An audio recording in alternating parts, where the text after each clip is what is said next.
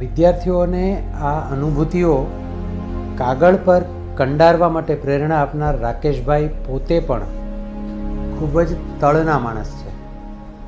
ગ્રામ્ય જીવનમાં ખૂબ જ સંઘર્ષમય પરિસ્થિતિમાંથી પોતે જીવનમાંથી જ કેળવાઈને ઉપર ઉઠ્યા છે અને વિદ્યાર્થીઓ સાથે મસ્તીથી, મજાથી, ક્યારેક ગળામાં ઢોલક પહેરીને તો ક્યારેક પોતાની એક આગવી છટાથી વાર્તા કે ગીતો ગાઈને અને ક્યારેક જીવન પ્રસંગોનું અમૃત પાઈને વિદ્યાર્થીઓને જે ઉછેરી રહ્યા છે.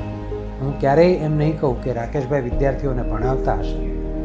રાકેશભાઈ તો માવજતના માણસ છે અને એટલે એ વિદ્યાર્થીઓને ઉછેરે છે. એમની વિદ્યાર્થિનીઓ અને એમના વિદ્યાર્થીઓ એ જાણે કે એમના બગીચાના ફૂલ અને ફળ છે અને રાકેશભાઈ એ માવજતના માણસ, એ માળી છે. પ્રત્યેક શિક્ષકે આ પુસ્તક એક વખત વાંચવું જોઈએ. હૃદયપૂર્વકના તમામ શિક્ષકોને પોતાનો વર્ગખંડ, પોતાના વિદ્યાર્થીઓનું અને પોતાની મજાની કેળવણીની પ્રક્રિયાઓનું પ્રતિબિંબ આ પુસ્તકમાં દેખાશે.